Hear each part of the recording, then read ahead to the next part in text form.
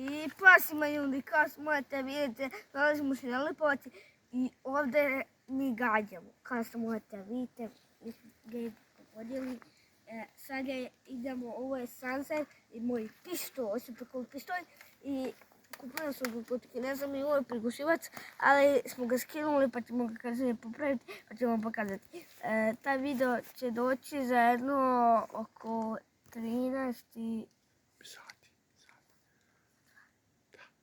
Oko 2 dana će nam doći taj klip i moglo bi se reći da ne zadržam moj da pređemo na video.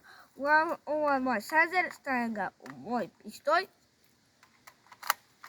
Nastežem i pucamo. Promašaj jedan. Ali ljudi, ne desite. Opet promašaj.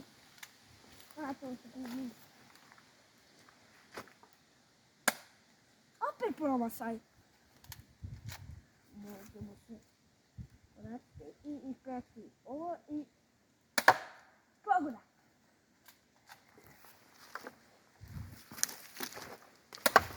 Opet pogodak ljudi. Ali će vas jednom gledati popojeno. Malo vam pogodilo. Znači, to su jako veliki.